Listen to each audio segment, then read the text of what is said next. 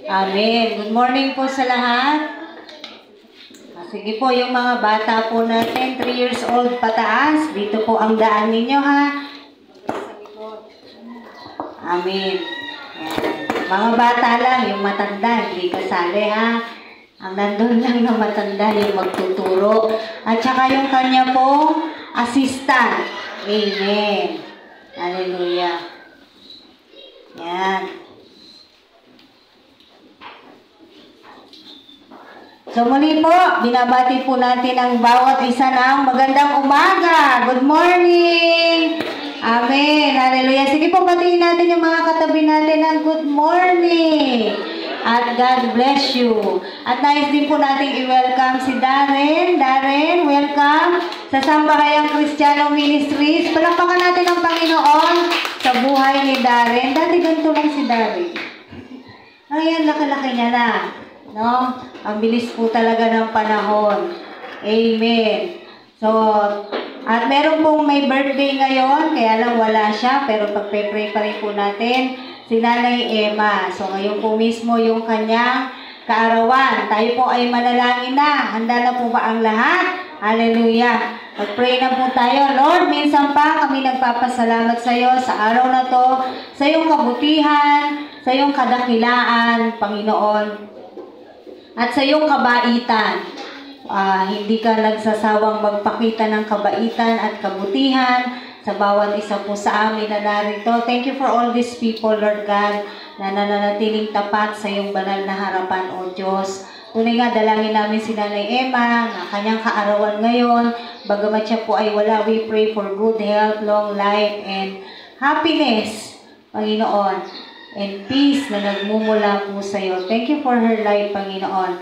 At sa bawat isa na narito, patuloy ka pong maitaas ng aming mga buhay. At alam mo, O Diyos, na ang bawat isang naririto ay mayroon pong niluluhog sa iyo, may inilalapit po sa iyo. Nawa, simula pa kanina, Panginoon, ito'y naipagkaloob na namin sa iyo. Anumang mga kabigatan, kahadlangan, anumang problema, anumang masuliranin, o maging sakit karamdaman, Panginoon.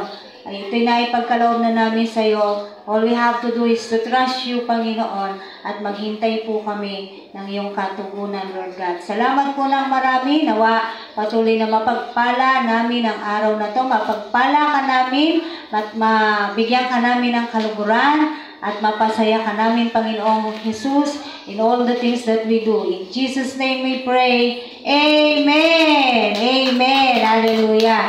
Purihin po ang Panginoon. Ako po'y makikiusap sa inyo hanggat maaari. Wala po munang gagamit ng kanilang mga cellphone. Amen. Bilang paggalang po sa ating gawain, dahil ang ating pong sinasamba ay ang Panginoong Jesus, hanggat maaari, iwasan po muna natin ang gumamit ng ating mga cellphone.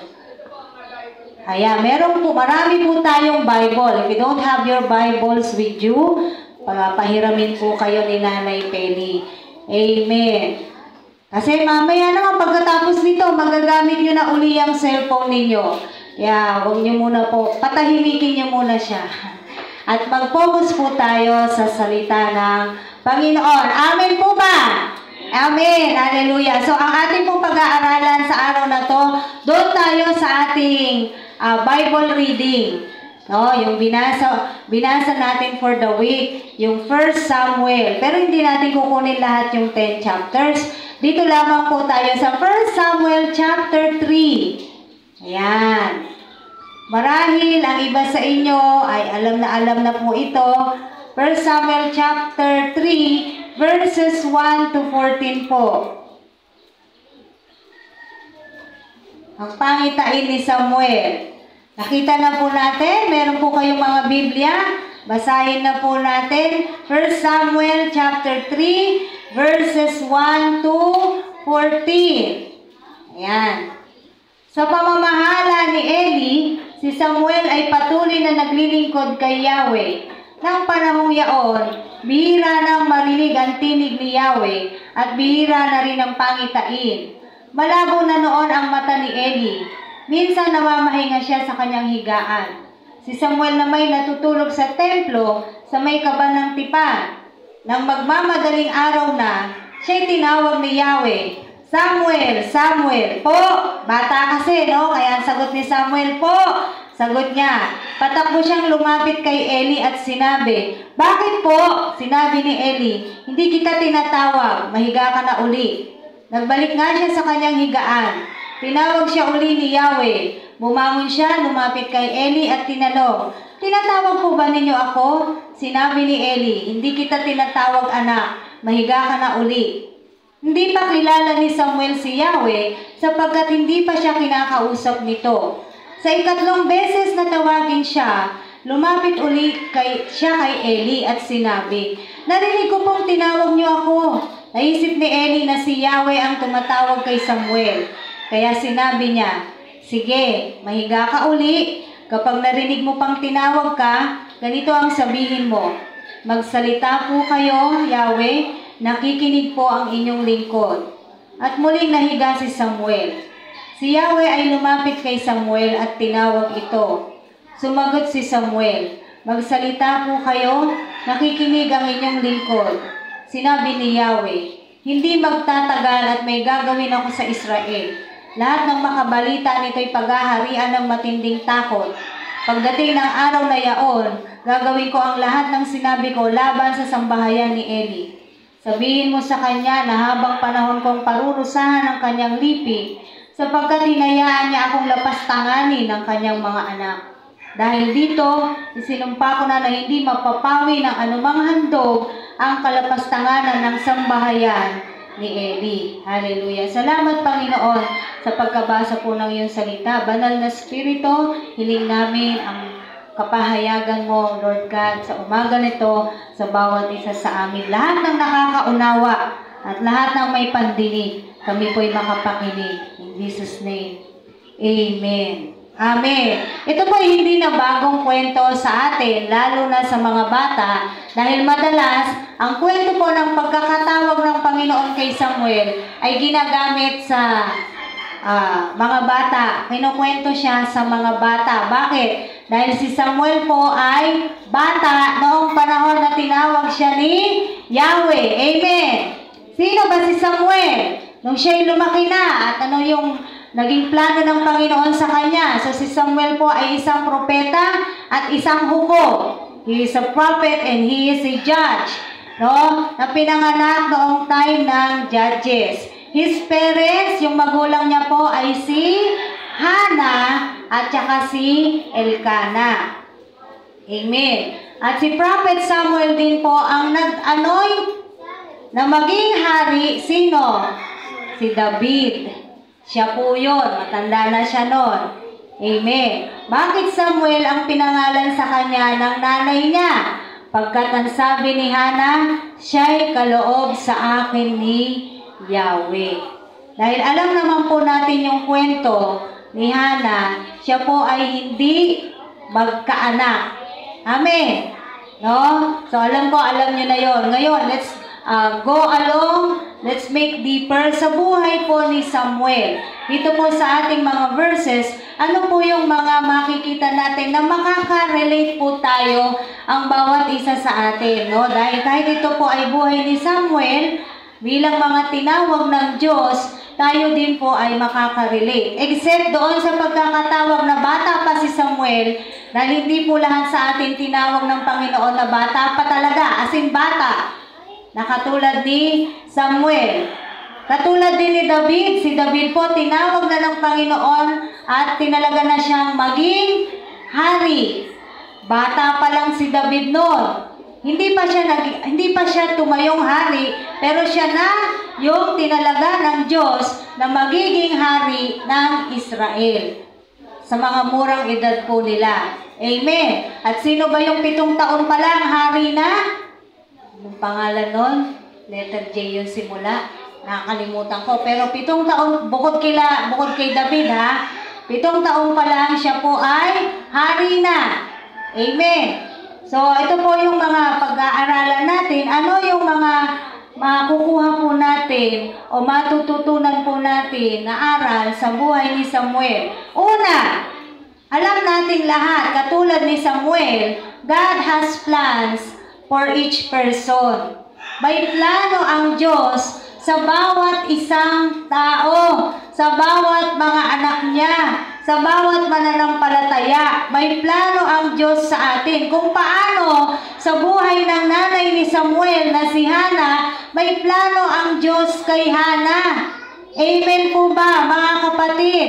So, ganun din po sa atin. May plano po ang Diyos sa ating mga buhay. Maaari ngayon, kapatid, hindi mo pa alam ano ba ang plano ng Diyos sa akin. Hindi ko pa maintindihan. Hindi ko maunawaan. Pero there will come a time, God will speak unto you and tell His plans to you. I-reveal sa iyo ng Diyos ano ba yung plano ng Diyos sa buhay mo, katulad ng kila Hana, kila Elkana, sa pamilya ni Samuel, at sa napakarami pang mga naging karakter dito sa Biblia. Katulad ni Jeremiah, bagamat hindi pa masyadong bata si Jeremiah nung tinawag ni Jesus ni Yahweh, anong sabi?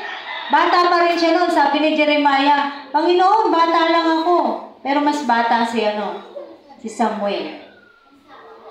So may plano po ang Diyos sa bawat isa sa atin. Na minsan hindi natin nauunawaan, bakit nangusap sa akin ang Diyos? Bakit biglang-bigla na lang merong tumama sa puso mo na parang nabagabag ka at bigla ikaw ay nagkaroon ng interest o nagkaroon ka ng pagbabago ng hindi pa lubos na pagbabago o ng konting pagbabago sa buhay mo na ninanais mo na lumapit sa Diyos. Amen. Bakit parang ganito naman sa iba?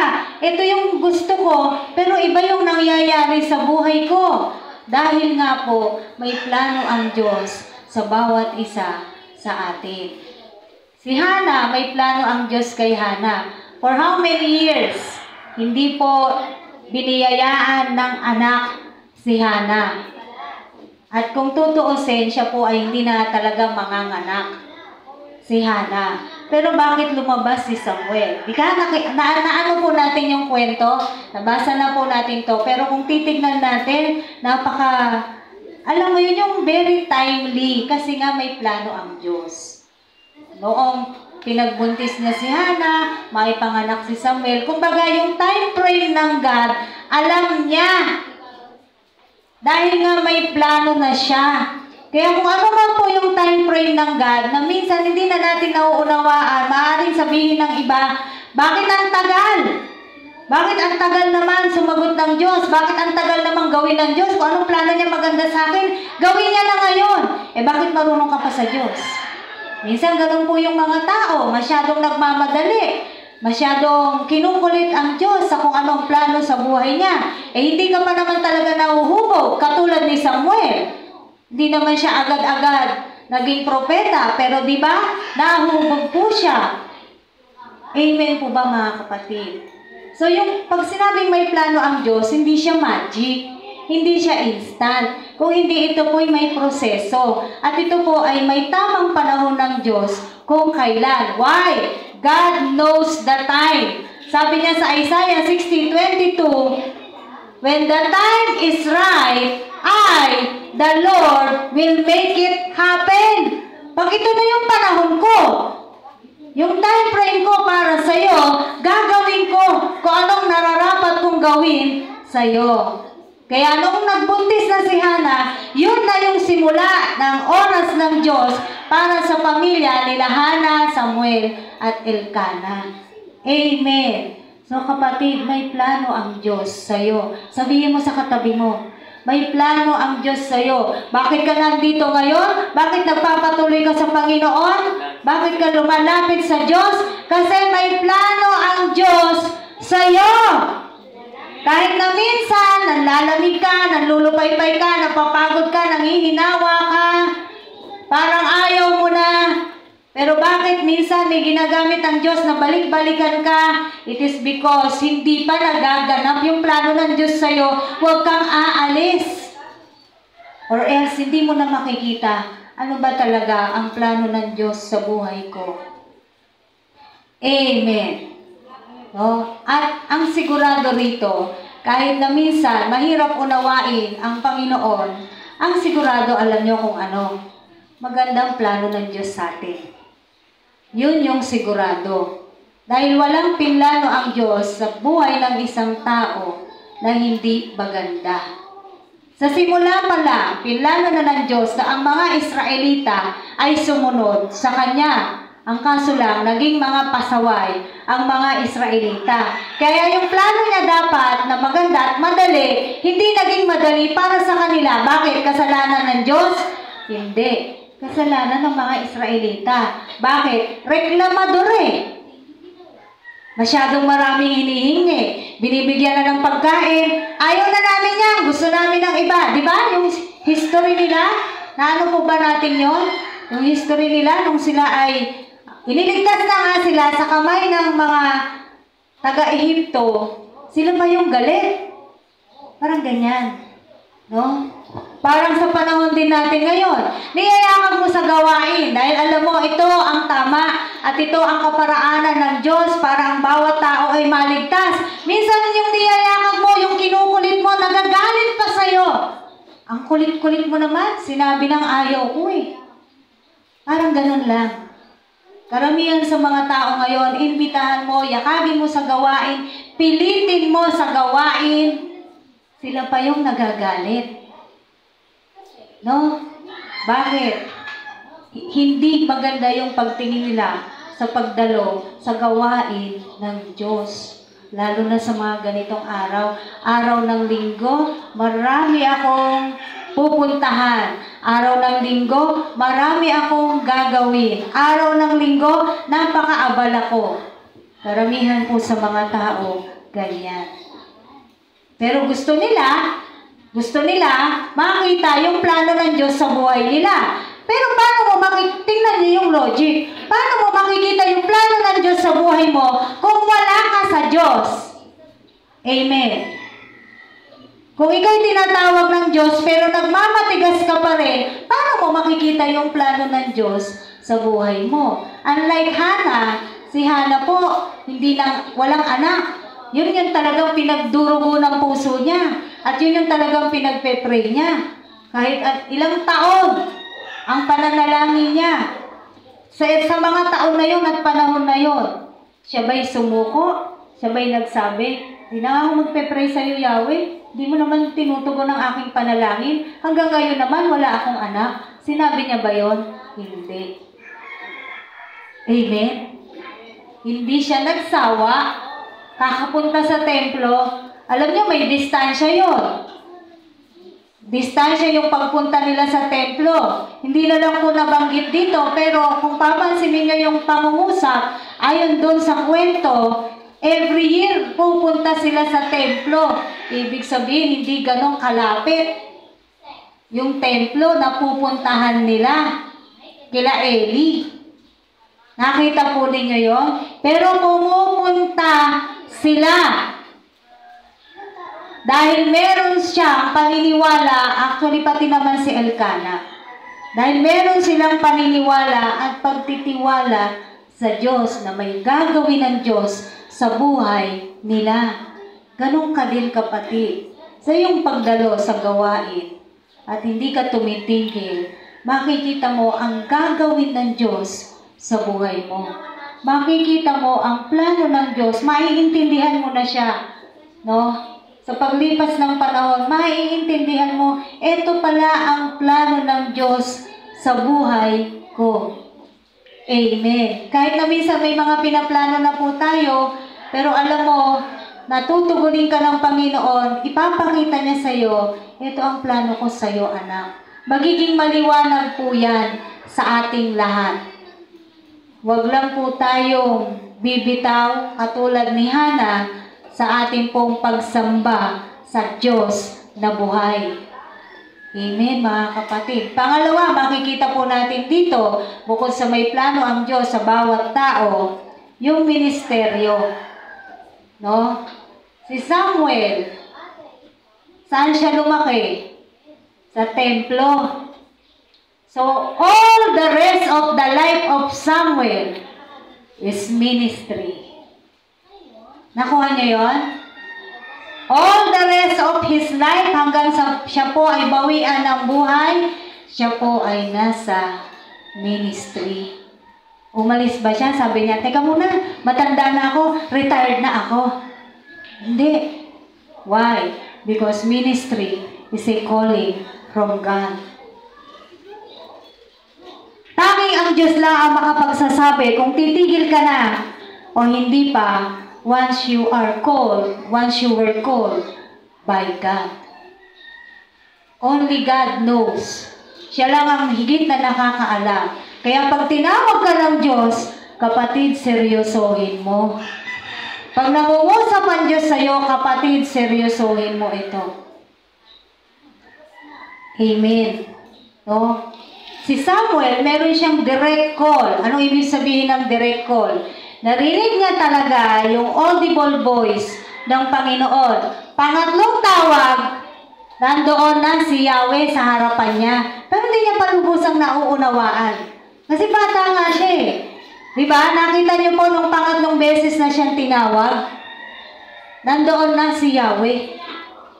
At doon tingnan mo, parang ang kausap ni Yahweh nung panahon na ano ba yung sinabi ni Yahweh sa kanya?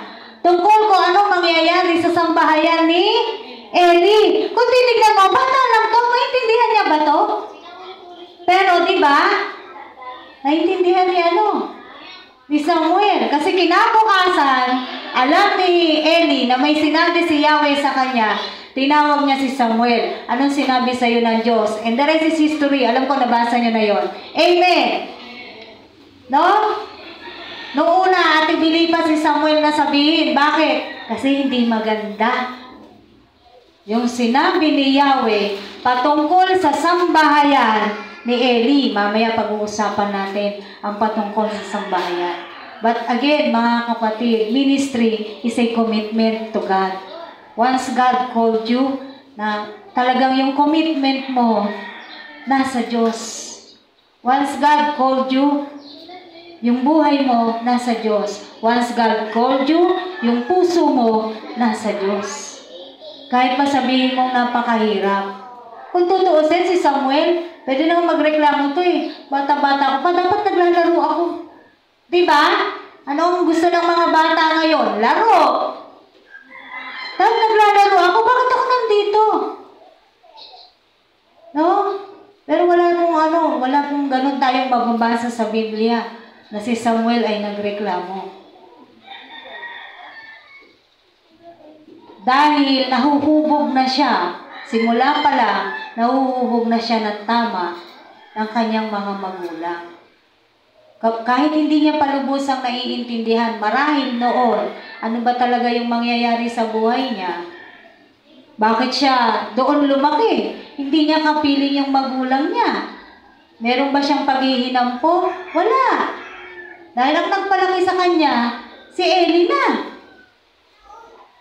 Dumadalaw na lang ang mga magulang niya every year sa kanya. Nakita po natin to. No? So, ang ministry po o ang paglilingkod natin sa Diyos is a calling from God and it is a commitment.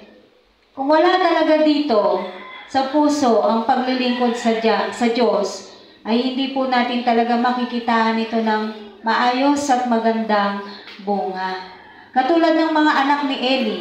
Yung mga anak niya, yung dalawa, si Ofni, tsaka si Pines, yung mga anak niya, kaya naman naging tagapaglingkod yun because of the lineage of their father. Kasi si Eli nga yung di ba? Yung head dun sa So, naging tagapaglingkod yung mga anak niya.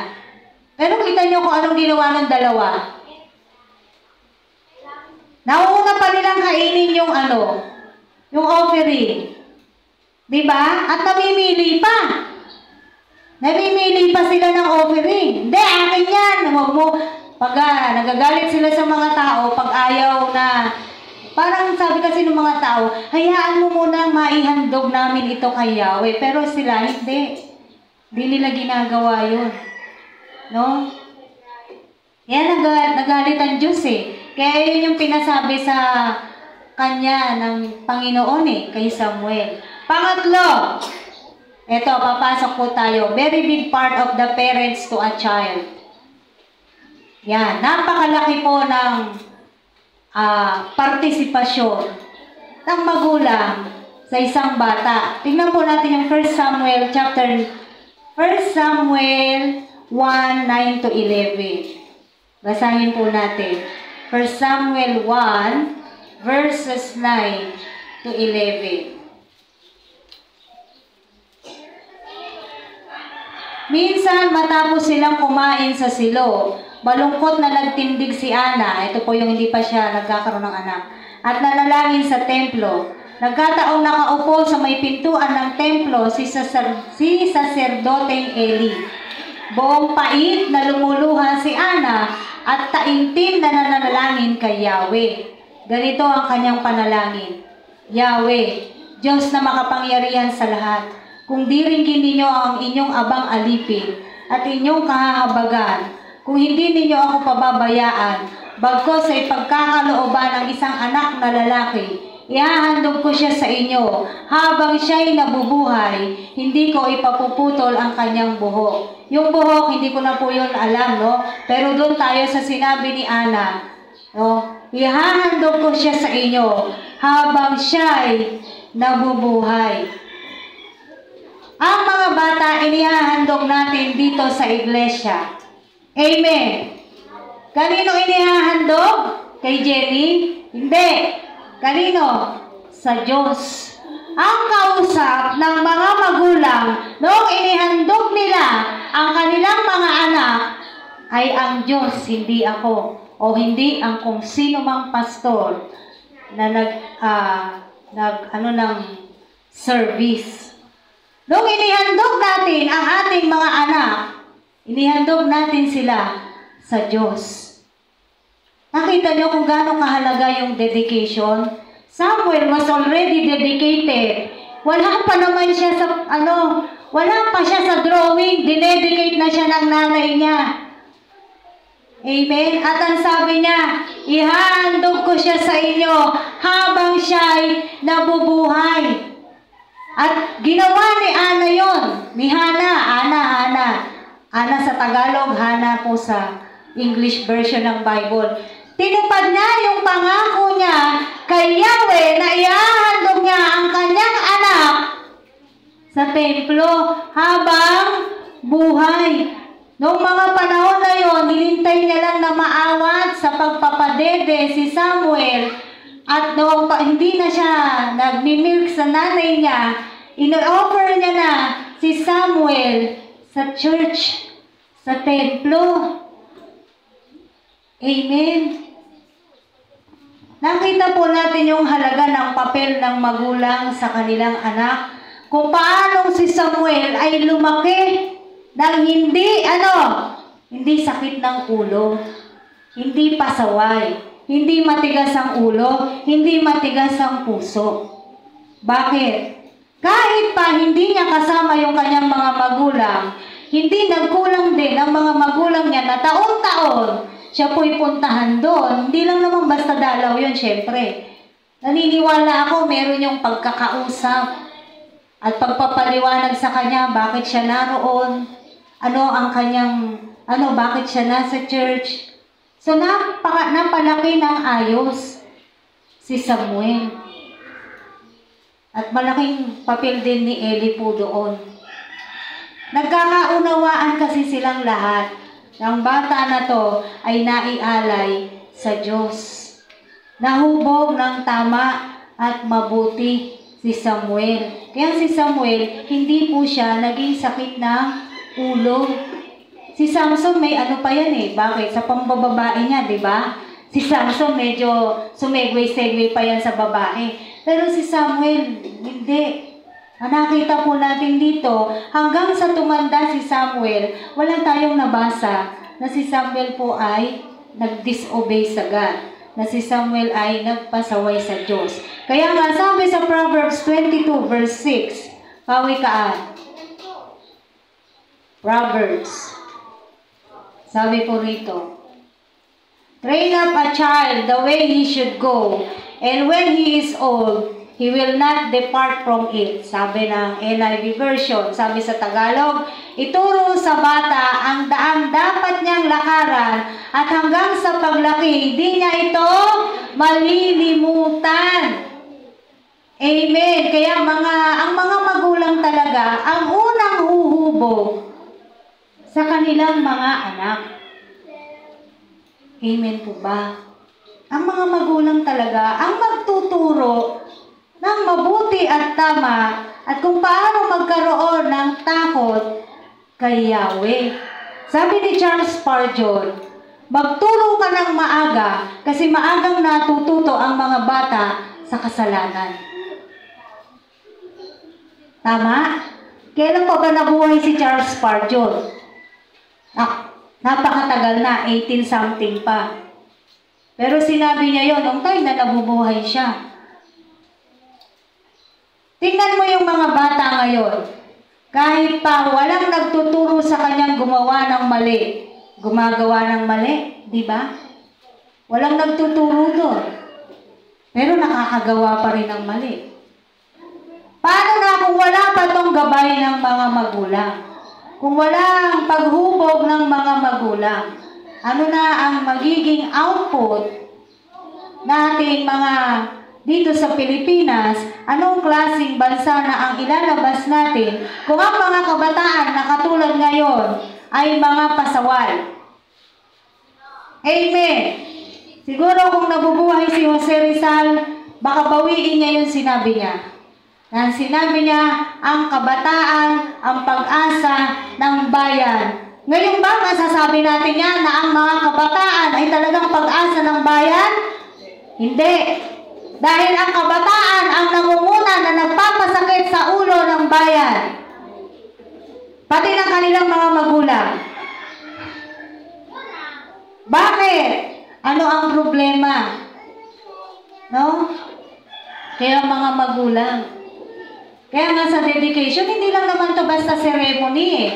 Na kailangan kasi bagong panganak, mga ilang buwan o isang taon, kailangan i-dedicate kasi ganon sa born again. Hindi siya ganon, hindi siya programa. Inaalay natin ang ating mga anak upang nang sa ganon, mahubog sila ng tama, mabuti, maayos. Ang mga magulang talaga ang may say sa pagpapalaki ng tama sa kanilang mga anak. Mababasa din natin sa Proverbs na hindi po masamang mamalo ng anak, pero sa tamang paraan. Sabi ng Biblia, hindi niya ikamamatay ang palo.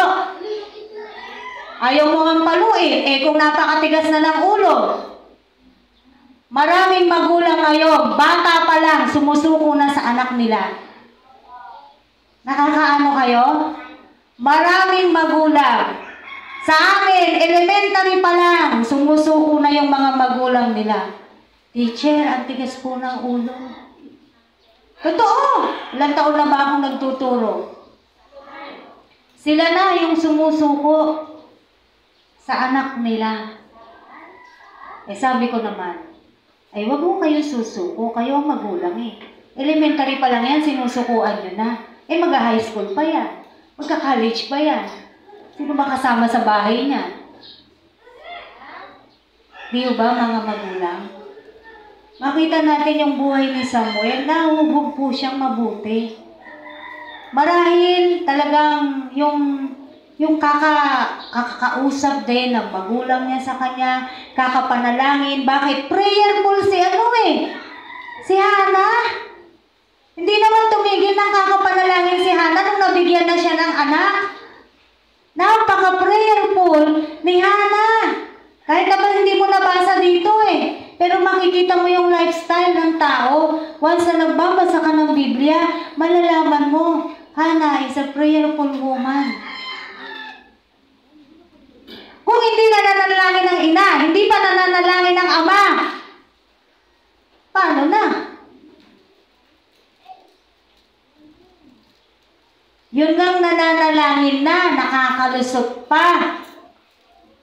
Kung wala nang nananalangin, paano na? Amen. Sabi sa Kawikaan 28:7, Basahin po natin.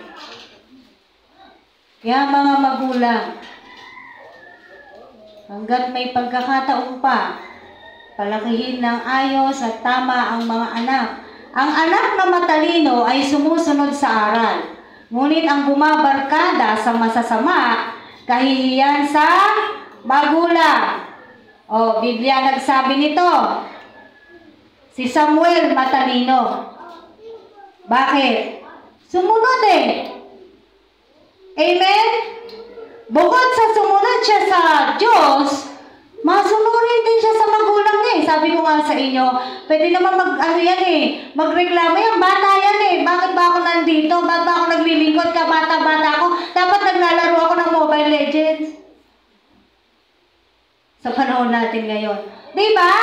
Pero wala kang marinig ng gano'n. Bata pa lang si Samuel. Wala ka nang maririnig na gano'n. Pero yung mga bata ngayon, no? Kaya talagang battle talaga ng mga magulang yung mga anak ngayon.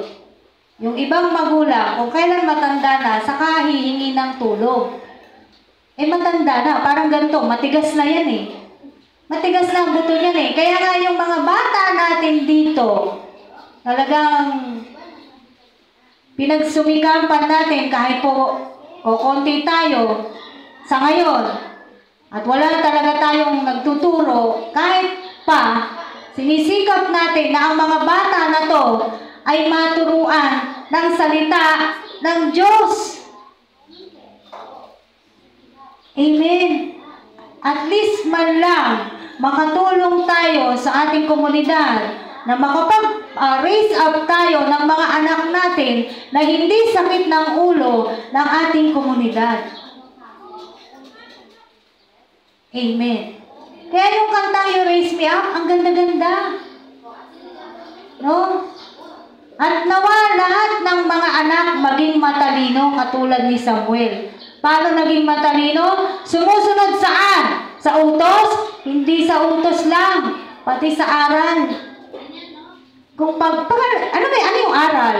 Pag pinagsasabihan, di ba aral yon? Ganito gawin mo, kasi pag yan ang ginawa mo, hindi makakabuti sa'yo. Gininto ang aral. Pag sinusunod yon, katulad nga ng sinabi ng Proverbs 28 verse 7, ikaw ay isang matalinong anak. Pero kung bumabarkada ka sa masasama, masama ba ang friends? Hindi. Hindi masama makipagkaibigan. Pero paano siya sumasama? Ang sabi ng Biblia, ngunit ang bumabarkada sa masasama, ikaw ay kahihiyan ng iyong magulang. Tanungin mo ang isang kabataan, gusto mo bang kahihiyan ka ng magulang mo? Sasagot niya ng hindi, pero ayaw niya sumunod. Gusto nila, maganda yung image nila, pero ayaw sumunod. Parang ganyan, di ba? Ang tao, ayaw nila ng pangit. Ayaw nila lang nasasabihan sila ng hindi maganda. Hindi tanggap ng tao yan. Gusto nila pawang yung mga mabubuti. Pero sabihin mong ganito, hindi susunod. Amen. Kaya mga kapatid, hindi pa naman huli ang lahat. Bagamat alam ko, may mga struggle na talaga tayo sa pagpapalaki sa mga anak. Pero nakita natin yung papel ni Hannah at saka ni Elkanah sa buhay ni Samuel. Kung paano hanggang sa huli, si Samuel talaga ginampanan niya yung pagkakatawag ng Diyos sa kanya. At naniniwala ako, malaki ang partisipasyon ng magulang ni Samuel sa buhay niya. Kahit hindi siya yung kasamang lumaki. Pero yung taon-taon na pagpunta nila doon, meron niyang mga ginintuang aral. Patuloy na salita ng Diyos ang ibinibigay. Nakita po natin to, mga magulang. Sinong magbibigay ng Word of God sa mga anak natin? Tayo. Sinong unang dapat magbibigay ng salita ng Diyos sa mga anak natin? Tayo. Huwag ka maghanap ng iba. Baka sabihin pa, hindi ba yan tinuro sa inyo sa Sunday School? Huwag mong ituro ang Sunday School. Ikaw at ako ang may responsibility na ituro yan sa ating mga anak. Balikan niyo yung Deuteronomy. Deuteronomy 20, ano ba yun? Sabi doon, ituro niyo ito sa inyong mga anak, di ba? Yung mga kautusan ni Yahweh. Sino magtuturo nun? Magulang. Mga magulang. Kahit pa malalaki na yung mga anak natin, bigyan niyo pa rin sila ng salita ng Diyos. Walang patumangga, walang pananawa, walang kapaguran na magbigay po tayo ng salita ng Diyos sa ating mga anak. Dahil yun po yun talagang ating responsibilidad. Deuteronomy ano, Nay? Balikan lang natin, ha? Kasi mahirap na minsan pag di ko natatandaan, baka sabihin nyo, nagiging beto ko. Deuteronomy chapter 6, verse 7. Tingnan nyo. Ituro ninyo ito sa inyong mga anak, sa loob at labas ng inyong tahanan, sa oras ng paggawa at pamamahinga, sa lahat ng lugar at sa lahat ng panahon. Anong sabi sa verse 8? Ipulupot ninyo ito sa inyong mga kamay bilang tanda, itali sa inyong noo, isulat sa mga hamba ng inyong pinto at ng mga tarangkahan. Nakita ninyo? Para hindi malimutan kung saan pwedeng makita, doon mo ilagay ang salita ng Diyos at dapat magtuturo ka. Sabihin mo, ay mamaya na, ano pa, hindi. Anong sabi rito? Ituro ninyo siya sa oras ng paggawa, sa oras ng pamamahinga. Nakita po natin to sa lahat ng lugar at sa lahat ng panahon. Amen. Mga magulang. At para naman sa mga anak, gusto nyong maging matalino, susunod kayo at makikinig kayo. Dahil walang magulang na ginusto ang anak niya ay mapariwara. Walang magulang na gugustuhin o makita niya yung anak niya na hindi maganda yung nangyayari sa kanya. Unang iiyak kapag ganun ang nangyayari sa anak, magulang. Amen. Hindi tayo nagdadrama dito, pero kayong mga anak, ilang beses nyo nang napaiyak ang magulang nyo? Ha? Diba? Kami po, hindi naman kami perpektong magulang ni Apollo. Pero tumanda ng ganyan yung dalawa. Yun talaga yung masasabi ko sa inyo at may pagmamalaki, hindi po sila naging sakit ng ulo. Hindi ko sila hinahanap. Nasaan na kaya yung anak ko? Gabi na. Kung gabi man po yan, dahil galing sa school. Siya kasi sa Pasay nag-college. No? Baka umuwing lasing yun ah. Wala po kaming mga moment na gano'n. Yung malaking pasasalamat ko talaga sa Diyos na hindi gano'n ang mga anak ko. Pero yung mga bata ngayon, mabanggit ko lang, konti na lang, mababa pa naman ang oras natin. Yung mga sinasunday scholar natin dito, kung natatandaan nyo, one time na Polo, natanda mo yung nag-general cleaning na una tayo dito. Nagtawag tayo na ng general cleaning. Anong buwan yon? Basta, nagtawag tayo ng general cleaning dito. Dumating yung mga ibang bata. Di ba, pinicturean ko pa sila. Yung mga bata na yon, marunong mag-bake. Dahil sinabi nila, ayun, saksi si Polo. Nagbe-bake na raw sila. Ate, ito may syota na. Sabi pa, tinuturo si Zoe yung maliit. Ate, ito may syota na. Paano nila naiintindihan? Sinasabi mo diyang may syota.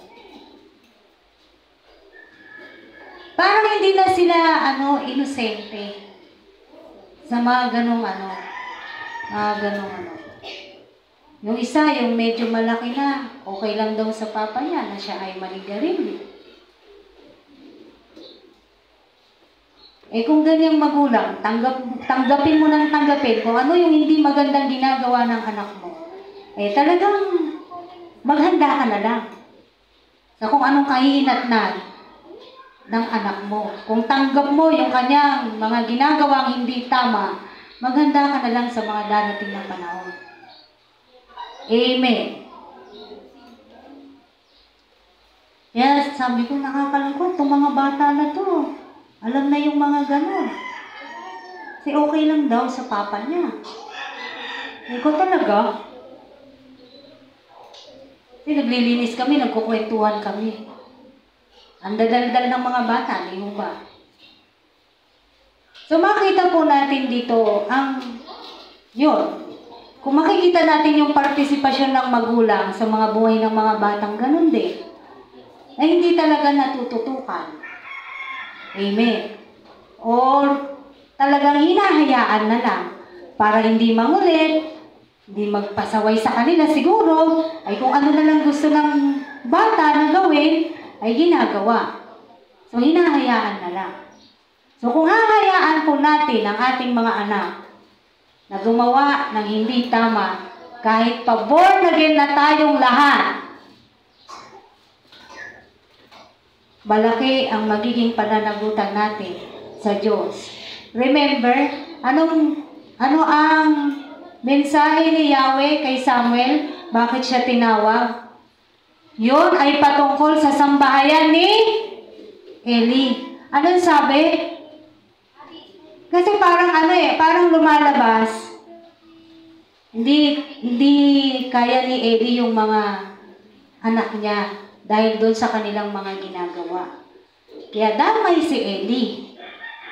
Kaya kahit mabait, masunurin sa Diyos ang magulang katulad ni Eli, kung ang kanyang mga anak ay katulad ni Ofni at ni Pines, damay ang sambahayan ninyo. Nakikita natin, hindi mawawala ng kahit anong handog. Balikan nga natin uli yun. Damay-damay po ito, mga kapatid. Kita nyo kung parang galit ang Diyos sa mga... Ito. Verse 11, balikan natin. Hindi magtatagal at may gagawin ako sa Israel. Lahat ng makabalita nito ay paghaharian ng matinding takot. Pagdating ng araw na yaon, gagawin ko ang lahat ng sinabi ko laban sa sambahayan ni Eli.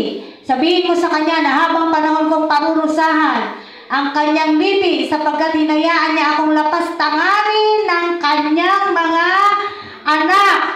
Dahil dito, isinumpa ko na hindi mapapawi ng anumang handog ang kalapastanganan ng sambahayan ni Eli. Nakita po natin itong bigat ng pangungusap ng Diyos na ito. Mga kapatid, baka sabihin nyo, sa panahon lang ni Eli yan, sa Old Testament lang yan. Kung ang ating sambahayan ay nilalapastangan ang Diyos, kung hindi man ikaw bilang magulang, pero yung anak mo o mga anak mo, ito mangyayari. Amen. Nakita po natin to. Habang panahon kong parurusahan ng kanyang lipi, sapagkat hinayaan niya akong lapastanganin ng kanyang mga anak. Kaya ito yung sinasabi ko, kung pababayaan lang natin na gawin ng anak natin kung ano ang gusto niyang gawin, lalo na, at syempre, pag hindi maganda ginagawa niyan, ayaw niyan sa Diyos, nalalapastangan ang Diyos. Ano sabi rito? Galit ang Diyos, galit si Yahweh. Amen. Kaya talagang dapat talaga ay ating pong sinisikap mabuti na yung mga anak natin, kahit malalaki na yung mga yan, ay busugin po natin sila ng salita ng Diyos. At kung sila'y nakakagawa ng hindi tama, lalo na patungkol sa Diyos, iano natin agad. Putulin natin agad. Lalo na kung nalalapastangan ng Diyos. Dahil kung hindi, sabi nga rito, buong lipi mo buong lipi ni Eli. At kung binasa pa po natin yung ibang mga chapters, isa-isa namatay. Yung asawa ni Ofni ba yun o ni Pines? Diba? Namatay. Asawa ni Pines namatay. Yung dalawang magkapatid, sabay na namatay. Si Pines at si Ofni. Bakit? Kasi hindi sinungaling ang Diyos. Once na sinabi niya, kasi kapahayagan niya yun Once na sinabi niya, gagawin niya. At nangyari yon sa sambahayan ni Eli. Kaya ano na lang ang naging tugon ni Eli nung sinabi yon ni Samuel sa kanya?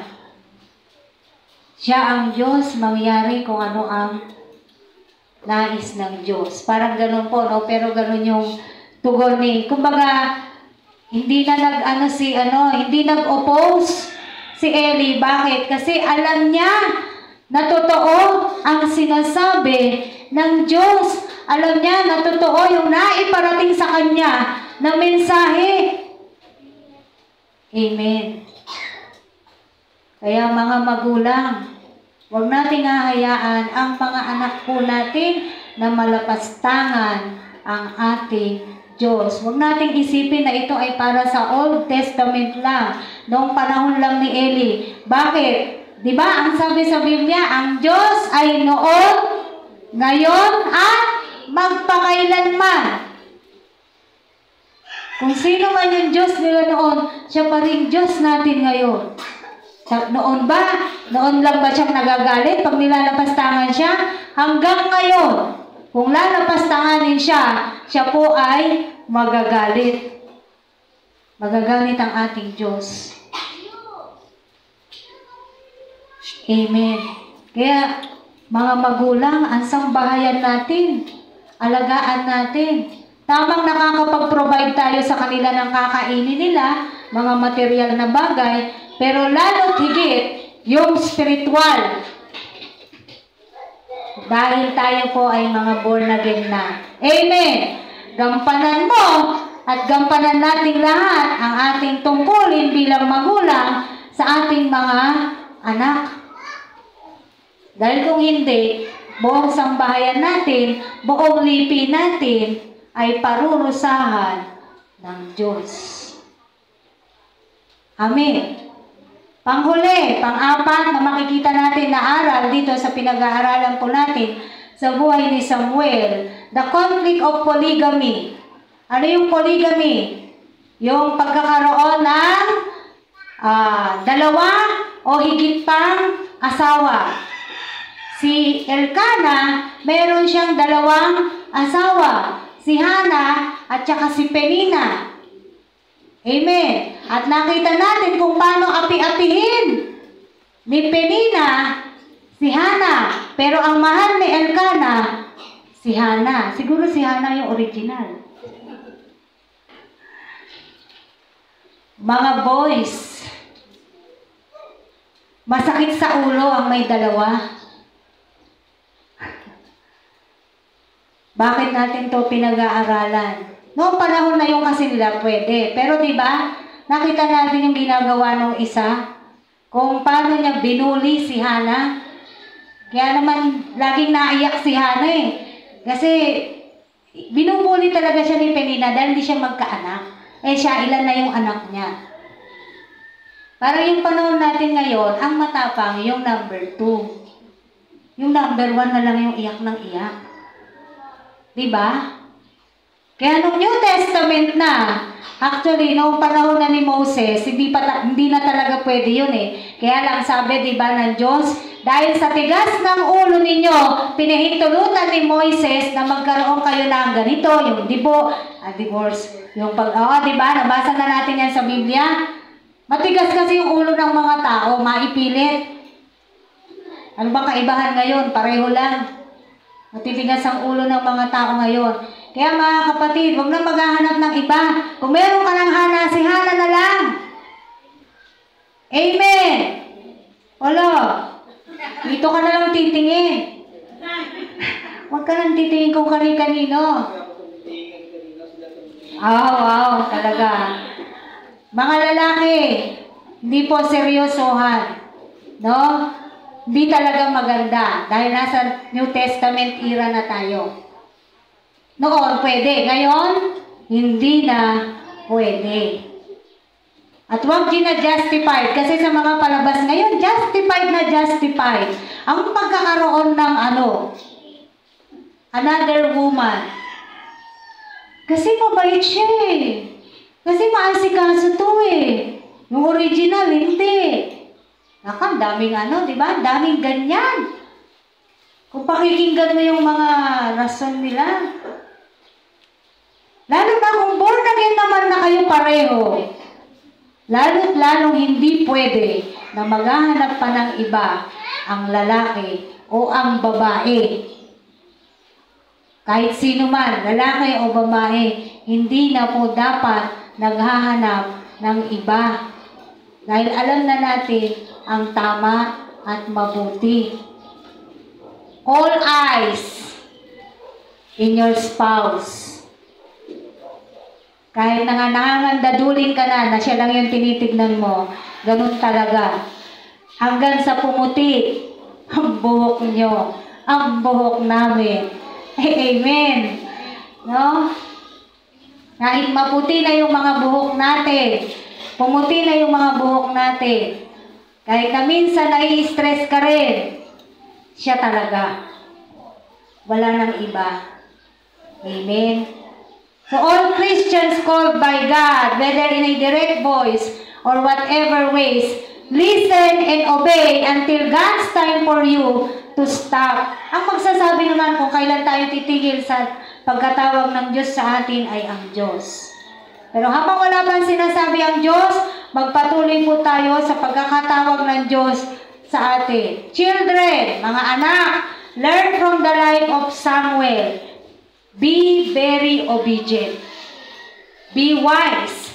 Just like the Proverbs is saying, ang anak na matalino ay sumusunod sa aral. Pero yung mga bumabarkada sa masama, ikaw ay kahihiyan ng iyong mga magulang. At marami pang iba.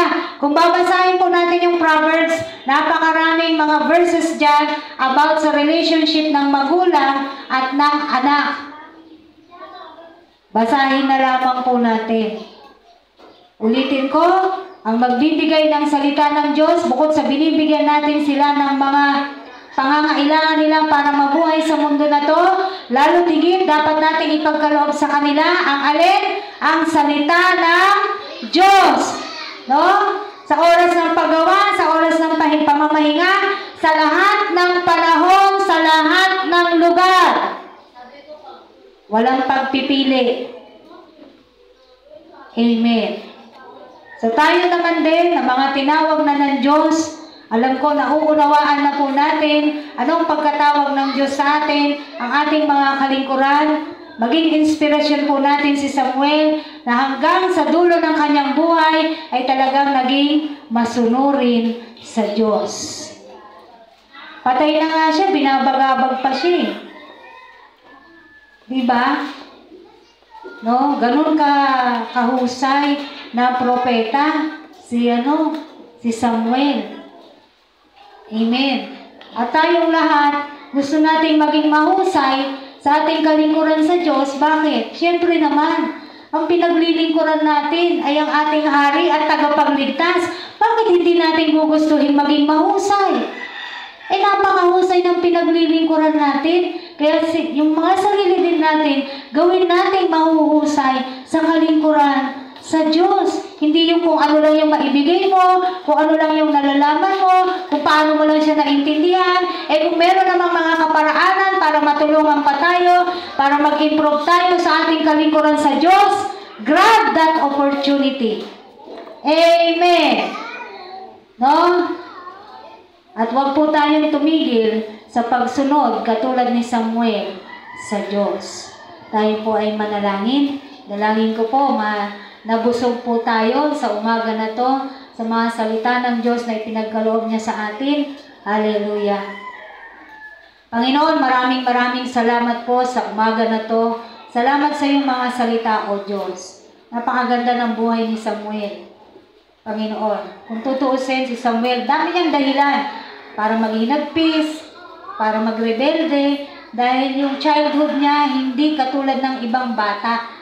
Pero ganun pa man, Panginoon, napakaganda ng pagpapalaki kay Samuel, Panginoon. Napakabuti ng naging bunga hanggang sa pagtanda ni Samuel. Hindi siya pinroblema ng kanyang mga magulang. Maging ni Eli, hindi rin siya pinroblema, Panginoon.